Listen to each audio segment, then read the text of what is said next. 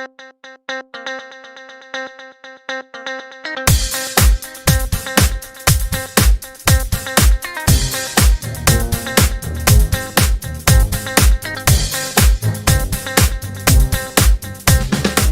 right, everybody, welcome to another edition of Tony Talks. I'm your host, Tony, and with me, as always, is nobody. Maybe next week or next month or whenever the next episode comes out. But this is the March 8th edition of Tony Talks, which means, of course, that it's International Women's Day, which is this day is near and dear to my heart because I, of course, I was born a woman and I transitioned only recently. The last couple of months, I've been identifying as a man. I'm kidding, of course. No, but seriously, International Women's Day. It's a big deal. It's a big deal. Did you guys know it was International Women's Day? Because it's all over social media now. I think like one person knew, and then somebody else said, yes, International Women's Day. And somebody else was like, and the patriarchy. And then someone else was like, yes, bitches. But no, good for all the women, good for all the broads out there. God bless them. And a lot of stores are doing promotions in recognition of today.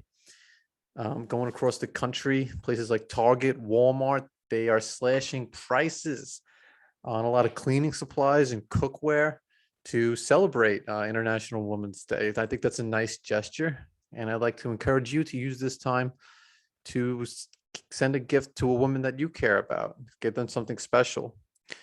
Me personally, I sent my mother a spatula and a mop. Frankly, it's something that I feel a woman can never get enough practice with. And it's something that well, just kidding. I'm kidding, of course. No, send the woman you love and happy International Women's Day. Send the international woman that you love too, because it's international apparently, and it's a big deal. It's a big deal. And tell the women that in your life that you love them and you respect them. Definitely don't send them a spatula, an apron, or anything that would piss them off, especially if you're married or something.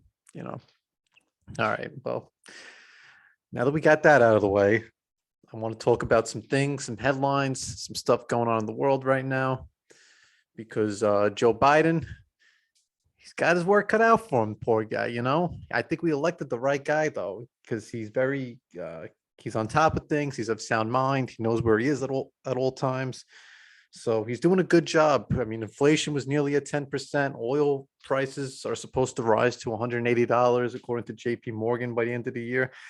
But that's all well and good because Joe Biden is really still there and he's still the president. So God bless him. His approval rating actually jumped after the State of the Union to, I think, 47%. According to, I saw it as a poll, and it was on, if you all the information on polls that I talk about, just check real clear politics. They have all the polls and they have the averages and everything, but then it recently dropped down to 39-40% in the most recent two polls. But I think a lot of people were initially gung-ho about his response to Russia and to Putin during the State of the Union. That's what the first 10 minutes of the very long State of the Union was about. And then prices started rising again, and whatever, his approval rating has been dropping. But and that's been the trend for. If you go on Real Clear Politics, you see it's kind of like an X, because his approval rating was in the 50s, then it dropped to the 40s, and it's been into the 30s. His disapproval rating was in the 30s, 40s, and it kind of like it flip-flopped. So his disapproval rating, I think, is in the 50s right now, and he's teetering on 40% for his approval rating, which is good. It's good. You want a very low percentage of the country to be approving of the job you're doing as president. But at least the Democrats have two very good backup options. And when I say the Democrats, I'm not saying that from a Republican perspective. I'm saying that as an independent. I guess as an independent works, but from an independent perspective, because, at least that party has two very good, formidable backup options in Pete Buttigieg and Kamala Harris. Pete Buttigieg um, is the transportation secretary. He was mayor in, I believe, in South Bend, Indiana. And now he's the treasury secretary. And he had well, he didn't have a baby, but he's a gay man. He was married, or he's still married to another gay man, allegedly. And they adopted a child, and he proceeded to use paternity leave for, like 13 months or something in the middle of a transportation crisis, in the middle of a supply chain crisis, as the Department of Transportation secretary. That's a bold political move. So I think the guy has balls to do that. So I think that's a good option. He would be a good option. And Kamala Harris, who of course said, and speaking of Russia and Ukraine, Russia, she didn't use the term Russia. She said a big country is attacking a smaller country, Ukraine, and that's bad. More or less, those are pretty much her exact words. Well, what's going on in Europe is there's a big country attacking a smaller country, so we don't like that. And that's the type of leadership that you want from these people. They want to put them to simplify things, and you want them to dumb things down to a point that in a way that a toddler will understand it. Of course, toddlers don't vote, so that might not help her when it comes to the polls, should she run. But at least she has the mindset of a toddler when describing these things, which is very good. It's very good. And I think she described it perfectly. A big country attacking small country. All right. And then what did they talk about? So it's been a year since their infrastructure plan passed.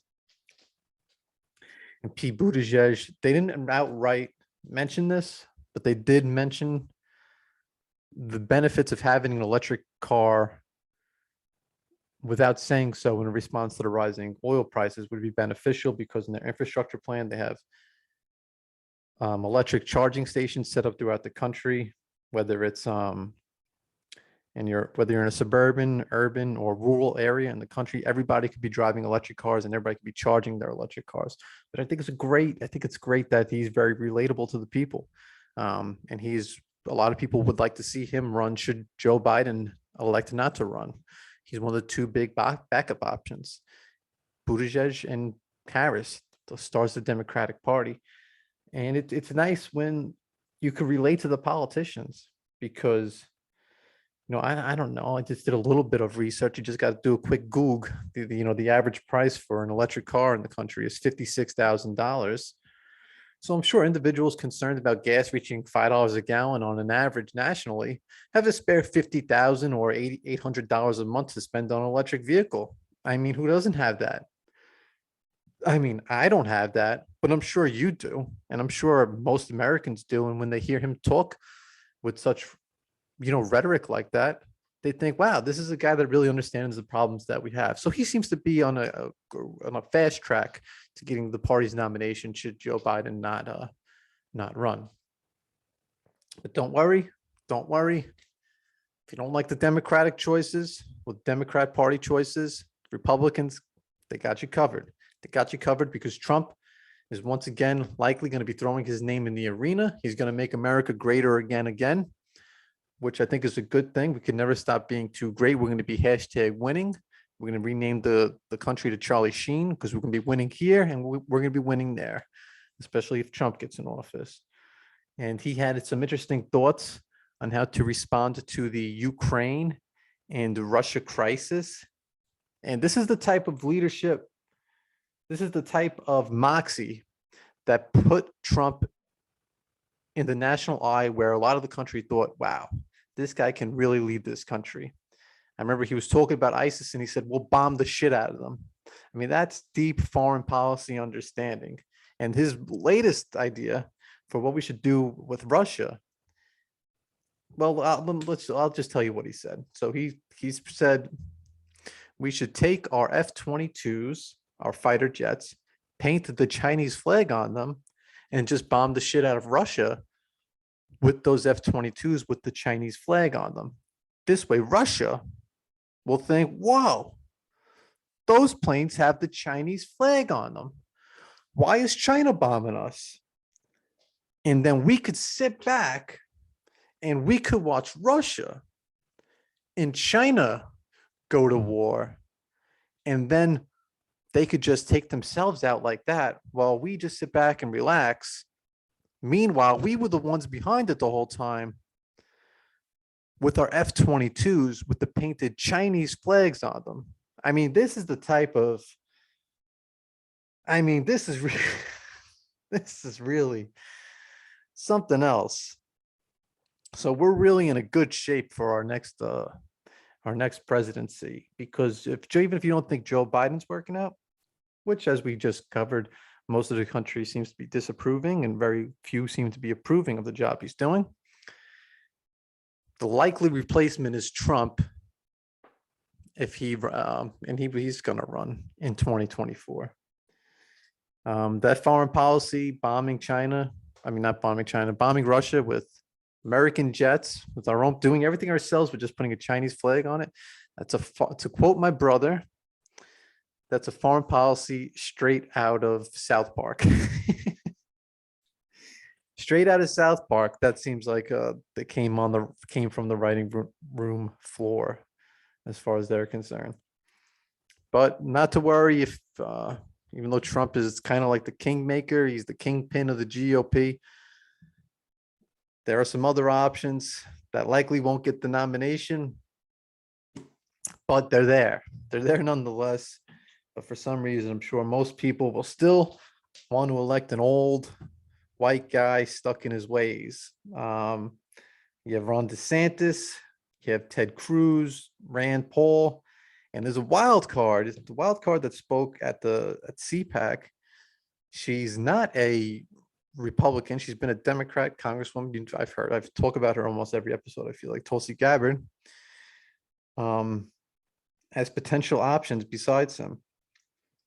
And when you think about these candidates, we're going to go with the oldest, most stuck in their ways. I mean, just think about the way he's speaking about that foreign policy and the way he just changes radically. He at first was saying Putin was called him a genius for what he was doing. And I think he was trying to take shots at Biden because Biden didn't have the mocks. It didn't happen on his watch, but it's happening on Biden's pretty much. So I think he's using that as he's calling Putin a genius because Biden is not the guy that's going to stand up to him. And because it didn't happen on his watch, that's another talking point that he could use against him in a general election. But yeah, a lot of these people complaining, if we're going to go back to an old guy in their 80s or an old guy that we're like, that'll be okay. We should have went to Ron Paul when we had the chance. We should have went to Ron Paul when we had the fucking chance. Because what did Ron Paul talk about? He talked about inflation. He talked about entangling alliances overseas. He talked about balancing the budget and all these things that we chose to ignore from Ron Paul's perspective, Federal Reserve and interest rates. He's been spot on about the same way he's been spot on about things that have happened in this country. Almost, it's like he has the understanding of economics and how the economy works that we really need. But he's 85 or 86 now, and it won't happen now. But it shows that we should have respected his opinion more, even though 2012 he did considerably better than what he did in 2008. And it was a big reason why I got involved and why I like politics. I mean, I don't think anybody really likes politics, but you get involved reluctantly or for whatever reason you get involved in. Mine came mostly from listening to Ron Paul in the 2008 campaign. And good reason. He predicted the housing crisis. Most of the things, he's like a fucking, what is it, a soothsayer or some shit like that? We should call him Polstradamus, because you don't even need psychic abilities. You just need to have an understanding of how the economy works and how the country works and how government spending works. And now, if you poll Americans, you'll likely see the things he's been talking about for years: inflation, the dollar, reckless government spending, billion, trillion dollar plans. He warned against all this for years. But, what are you going to do? What are you going to do? Ron DeSantis is 43. I think the age is, and the age is can be a factor because Trump is 75 now. He'll be like the same age as Biden when Biden got elected. And a lot of people will say, well, Trump is still sharp and everything. And I will agree, Trump is definitely still sharper. But let's compare Biden when he got out of office as the vice president. 4 years later, he ran for president. And we saw he wasn't the sharpest tool in the shed or the brightest bulb with a bunch or whatever, but we noticed a marked cognitive decline in his abilities from 2016 when he got out till 2020. So you never know when that stuff could happen. And do we really want to elect another guy that's going to be in his 80s by the time their first term is done as president? That's why I like to bring up people like DeSantis. That's why I like to bring up people like Rand Paul's 59, Ted Cruz is 51, I think. And Tulsi Gabbard is 40. Tulsi Gabbard probably wouldn't get the Republican nomination, but I think if you're going to have a female vice president, then you could potentially create a shockwave or something like that especially throughout the GOP if they're sort of realigning themselves or whatever they're trying to do. Maybe they're not trying to do that at all. I don't know what the fuck they're trying to do, but I think she would be a perfect person to have as a vice president, and then she'll get elected president for sure because she, unlike Kamala Harris, has a deep understanding of foreign policy as well.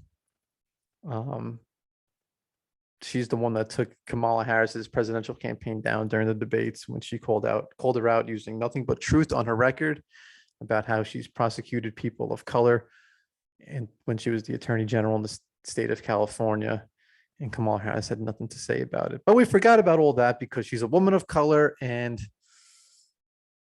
she was willing to toe the line for Joe Biden, who she alleged was a racist during the campaign.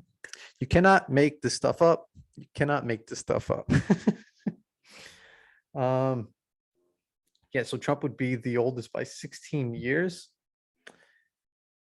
And at some point, do we need to be we're in this situation now with Joe Biden where if something happened to him, God forbid, you can say whatever you want, you could think he's not the best person for the job. But if something happened to him, you have Nancy Pelosi as vice president and Kamala Harris as president. So these positions, Speaker of the House, to be included in that, vice president, these positions have more, they could become extremely important and extremely valuable and extremely critical in who you have in those positions. It hasn't happened in a long time, but do you want to be just picking people just based on checking a block in order to get a segment of the population behind you? I don't think you do.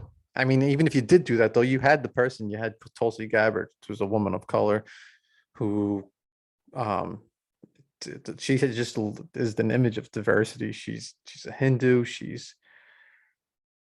represents, you look at her and she looks like she looks the part, veteran. She got everything. Love Tulsi. Tulsi, call me boo. Set something up. Okay. Yeah, that's political talk. Tony talks political talk. That's what this episode will be named. Of course, I don't name the episodes anymore. I just put the dates. Let you figure it out. Of course, we all know this is International Women's Day. But before I get going and get this published and everything, I want to say something about Cain Velasquez, who is a former UFC heavyweight champion of the world. He was at one time, or even now, he could by many still considered to be the greatest UFC heavyweight of all time. Could be greatest martial artist of all time for that matter, being that he was a heavyweight. He is in jail right now for attempted murder. Um, but the he tried to kill. He shot. Unfortunately, he used a gun, and he ended up hitting the wrong. He hit he hit the person who he intended to hit's father, and now he's in jail without bail. And the reason why he attempted to murder somebody was because the person was molesting his 4-year-old daughter, and apparently it was something that happened. Doesn't matter how many times it happened. If it happened once, that's enough. But it was something that happened many times throughout the years, apparently. And they deemed it too reckless for him to be bailed out because of how he acted. But really, is he the one that's too reckless, or is it the justice system that's recklessly failing that let him down, that forced him to take the law into his own hands? Because if it's something that's happened multiple times in the way that it has, why the fuck was this guy walking around the street to begin with? I, I wish Cain just beat the shit out of the guy and did as much damage with his bare hands as possible instead of using a gun, because unfortunately, that's probably a big reason why the bail was denied, because he used the weapon. But I hope that this dude's this shit gets cleared up for him. It sucks. Cain Velasquez is always like a model citizen, and he just all he did was something that every guy or um, every father that I've heard or talked to said that they would do themselves. He took shit into his own hands because of the unnecessary trauma that was coming to his daughter and the life-changing traumatic experiences that she had to endure and experience. He just fucking lost it because of that. So God bless him. I hope his daughter gets the help and care that she needs, which is something I don't think is being talked about enough. But it's fucking terrible. And hope that gets resolved. And I hope the state of this country gets resolved as well. And I hope that this, if you've listened this far, has brought some resolution to your life. How's that? How's that to end a fucking episode? Remember, Tony Talks Comedy at gmail.com. Send all your inquiries, all your pictures, all your dick pics to that email. I'll be sure to send those to the proper places and everything. And Tony Talks Comedy on both the gram. When I say the gram, I mean Instagram and the TikTok. Tony Talks Comedy. All right, everybody. That's all I got. God bless you. And God bless our women on International Women's Day. All right.